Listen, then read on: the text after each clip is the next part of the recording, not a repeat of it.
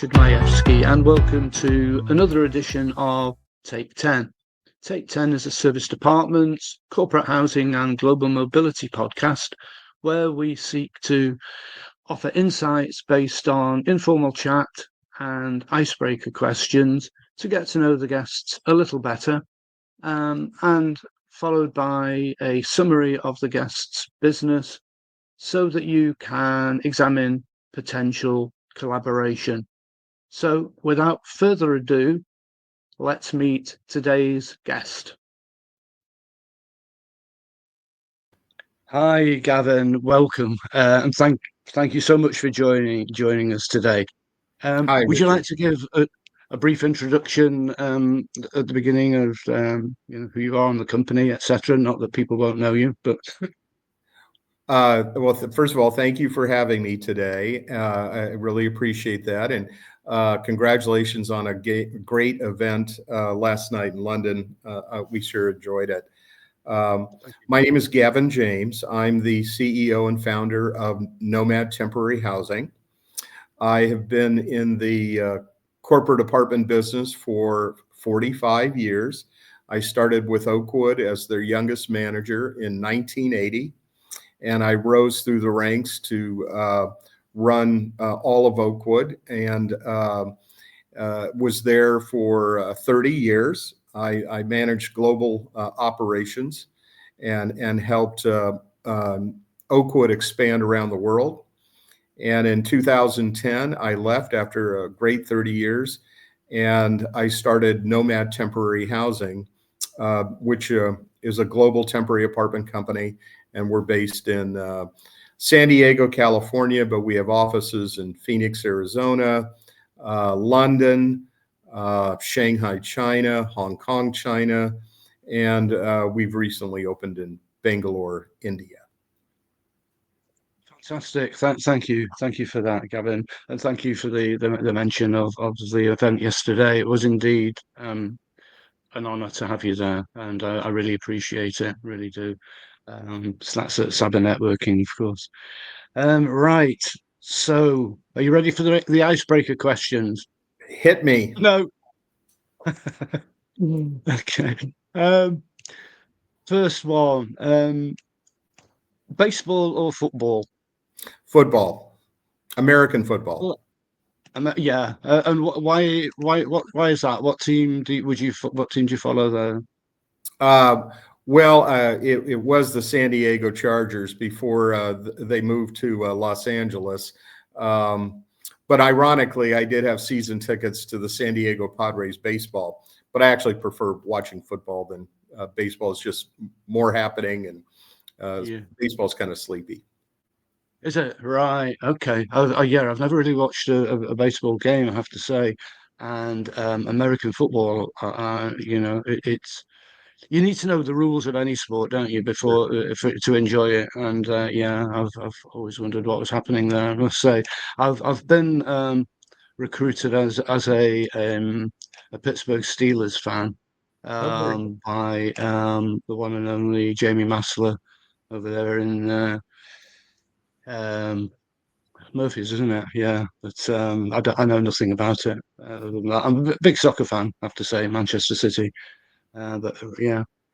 Um, Beach or mountains? Where you live and where you work seems to be absolutely idyllic, and it seems that you've got everything there. What would you choose, beach or mountains?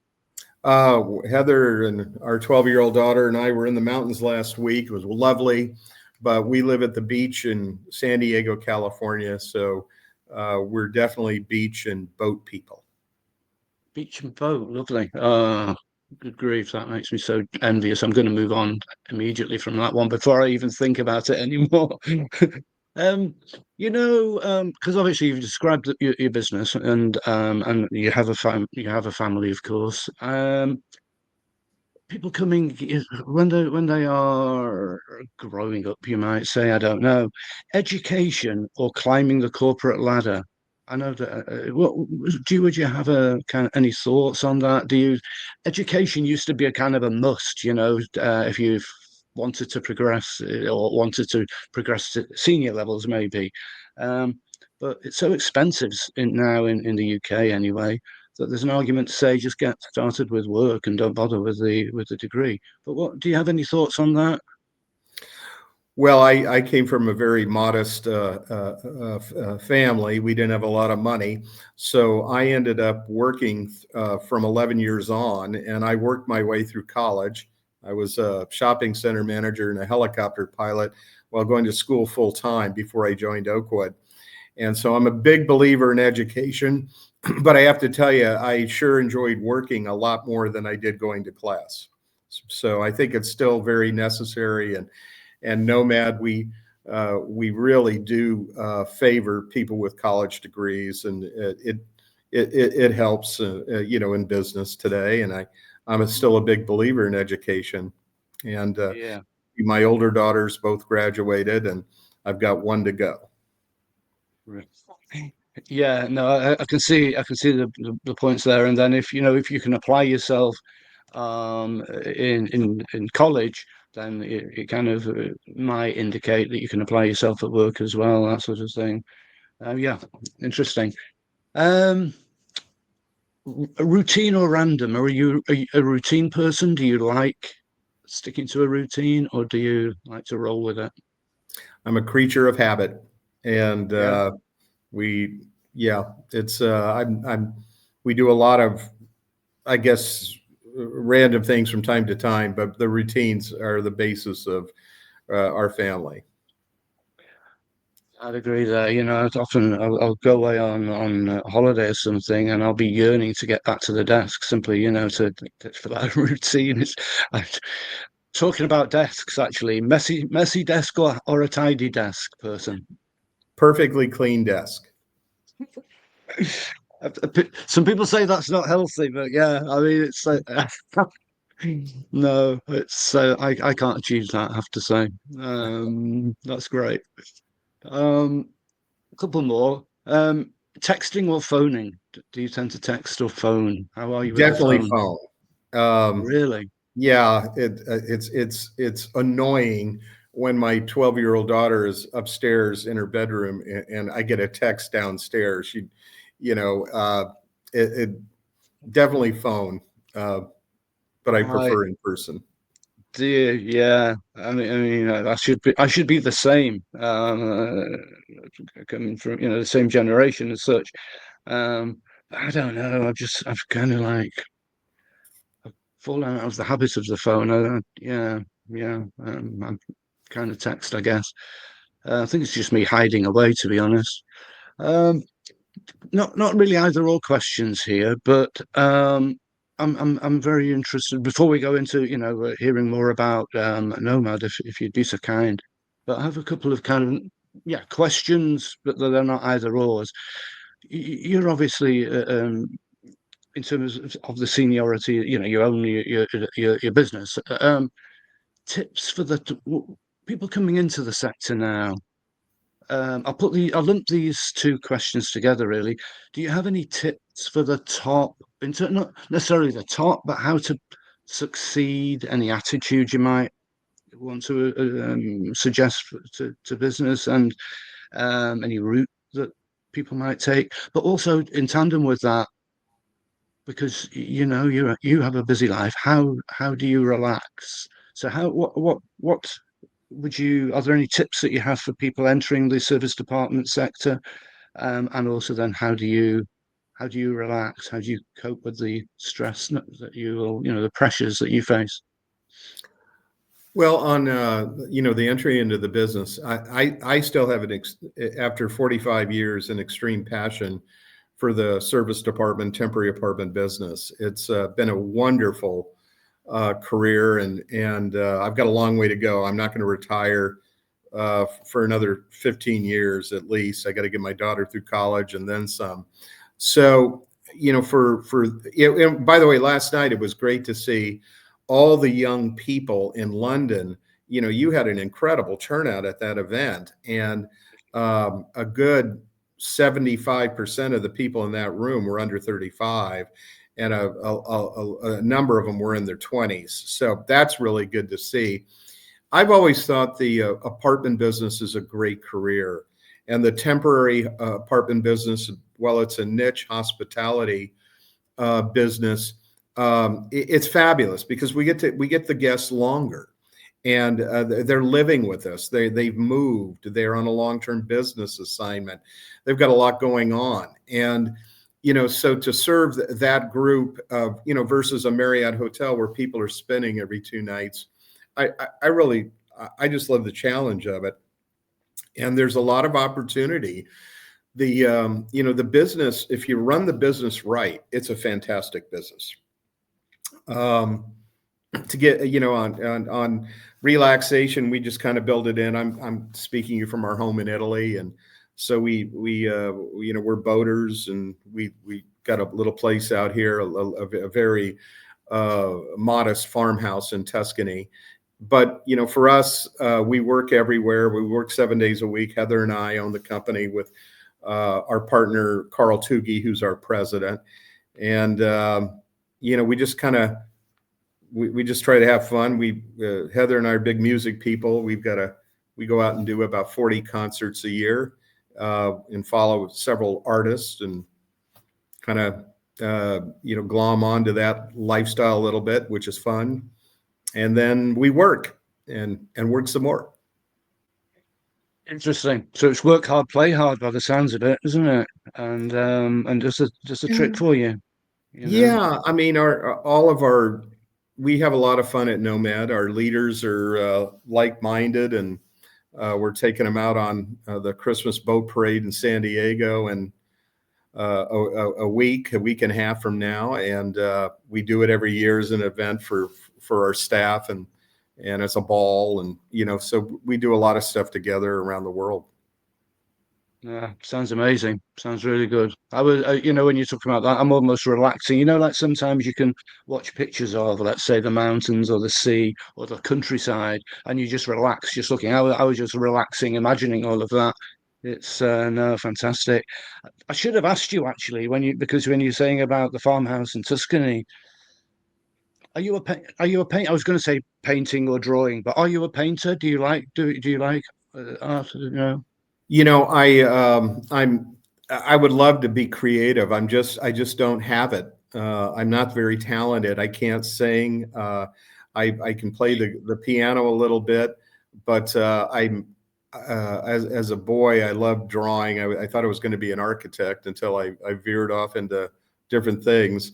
But unfortunately, I am not an artist, and no, there's no chance that I'm even have any of that. Oh, wonderful. Oh, okay. I said to somebody recently, actually, I was once told that everybody has an artist in them. It's just like, your interpretation of what you see and everything, or what you feel. So maybe you should give it, get a glass of wine and a paintbrush whilst you're out there and give it a try. But no, it's funny. Um, so yeah, Gavin, I'd love to hear more about Nomad. If you'd be so kind, tell us all that you have time for about Nomad, please. Well, I remember when we started, I had a business concept after being all those years at Oakwood to have a global temporary apartment company with a twist where we would not have our own inventory. However, we're not an agency. We're not even close. And an agency implies you're a broker, that you don't manage the apartments yourself. But Nomad is a global company. We have several $100 million in revenue every year. We've been profitable for 15 straight years. We are I guess you'd call an aggregator. We were the first company in the world to not have its own inventory 100%. And we did it on purpose. And my idea was we wanted to be unbiased. We didn't want to have our own inventory that you were pushing first. And I was with Oakwood for years that, we had our own inventory and then we rented other people's inventory. Well, when you do that, you tend to favor your own, and maybe the client would be better served with someone else's inventory. So how we do it is we rent the apartments as needed based on our clients, and we take them for just the length of time the client wants them, so we don't have any vacancy. The model is we're fully responsible, and we respect our partners. We have 3,300 certified partners around the world, 3,300 different brands, which encompasses thousands of properties. And when we take the apartment, we rent it in Nomad's name, and then we in turn rent to our client. They're signing our lease, not the property lease. We sign the property lease, and we in turn they sign our lease. And our customers deal with Nomad 24/7. We have our own live people. We have offices in Shanghai, Hong Kong, now Bangalore, London, 2 in the United States. So we have staff all over the world that answer the phones 24/7. And we have a very sophisticated technology that books the apartments and tracks customer service, invoicing, everything that needs to be done. But the bottom line is we consider ourselves unbiased. All of our partners are treated the same. So the example is, when we get a housing request for a 1-bedroom apartment in London, when we find that the client wants to be in Canary Wharf, they need an apartment for 70 days. We have well over 20 different brands we work with in London, and all 20 brands get that housing request at the exact same time. There's nobody who gets it in advance of others. There's no preferred.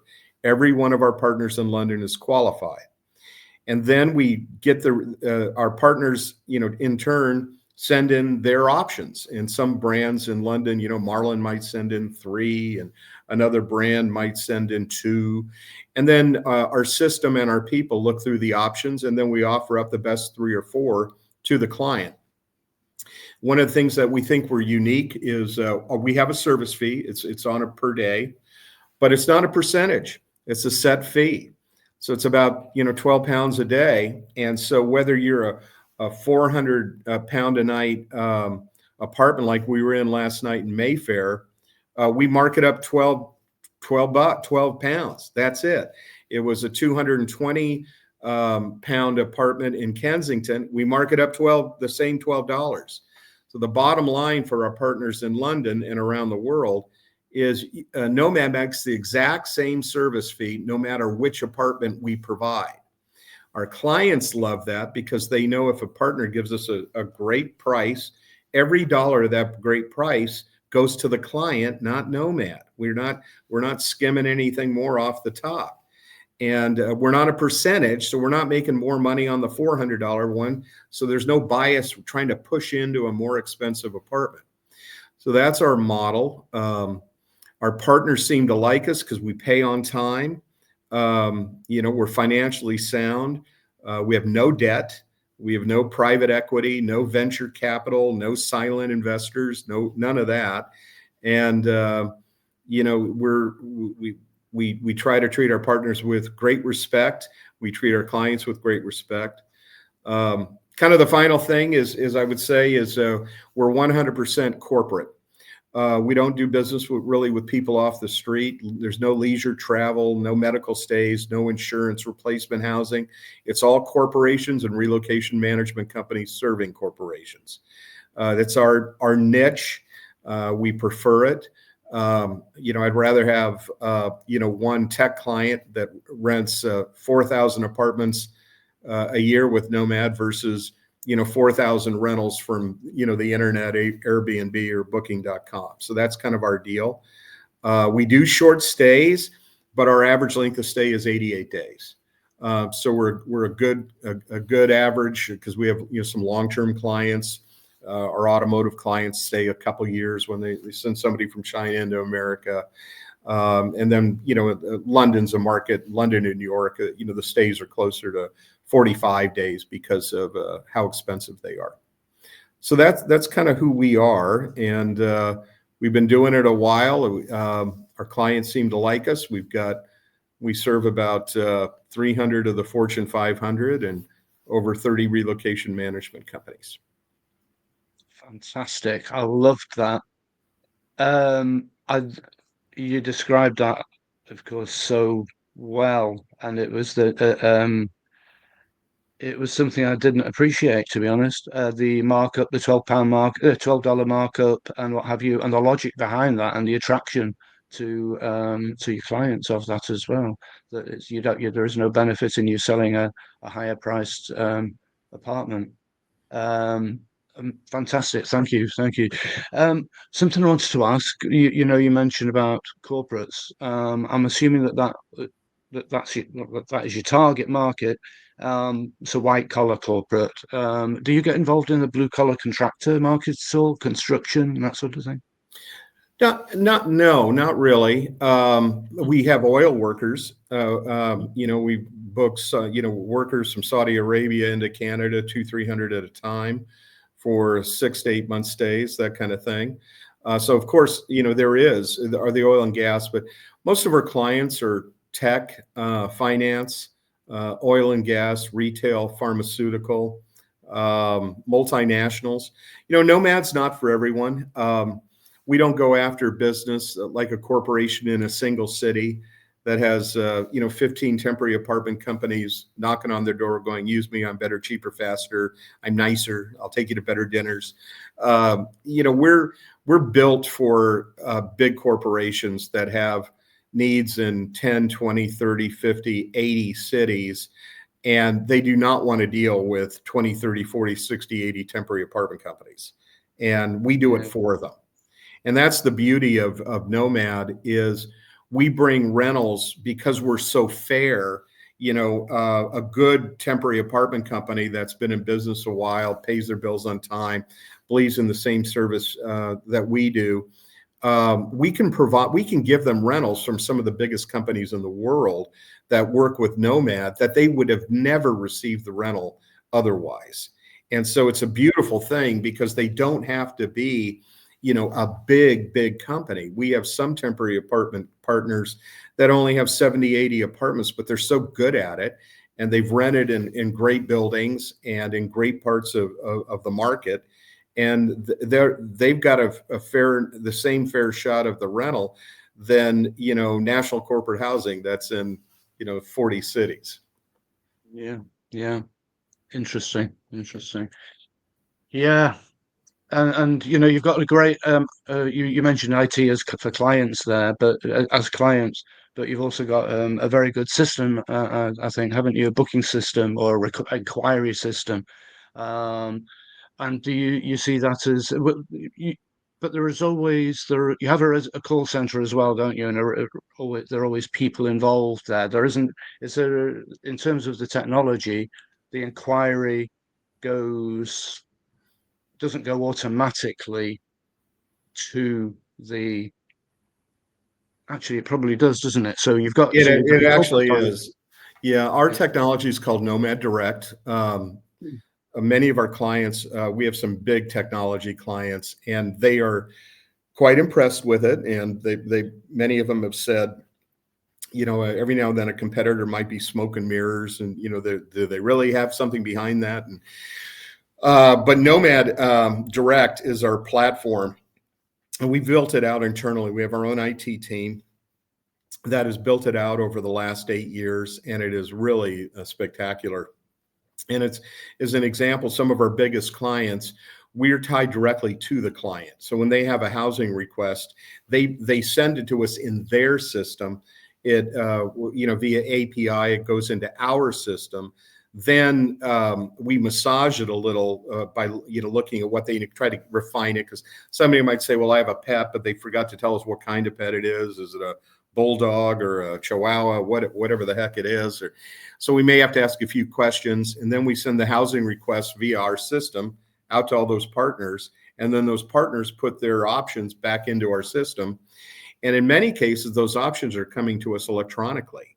We're tied to the databases of a number of our partners. So a lot of it's automated, but the people part of it is so important. And we have reservation coordinators who review everything.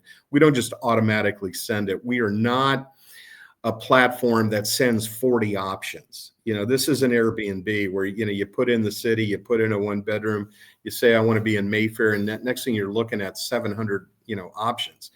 That's nuts. we narrow it down for them based on the request to the best 3 to 5 options. And we negotiate, we push on the price, because sometimes our brands, put in a price, and we know what the price should be because of our system tracks thousands and thousands of options that we've received in that market over the years and recently. And so we know what we should pay, which makes us, fairly smart, in the top 300 cities in the world. Fascinating. Gavin, I could continue. I could keep you on this call for a fair few hours, but you don't have those fair few hours too. You're there for a purpose, and so thank you very much for being so generous with your time. It's been absolutely fascinating. I will. Don't go away when I click the button. Please stay there, and we'll speak in a minute. But any final words for the viewers, really, that you might have, apart from telling them that you're about to go and get a glass of wine? Not yet, but thank you to all of our partners who may be watching this. Thank you for being great partners to Nomad, because obviously we can't do it without you, because you are core to it. And hopefully it's a win-win situation. And if you ever have a problem that you don't think it's a win-win situation, feel free to reach out to me at any time, and I'll look into it. Brilliant, spot on. Okay, once more, thanks very much indeed, Gavin, and I'll see you in a minute. Sounds good. Thank you, Rich.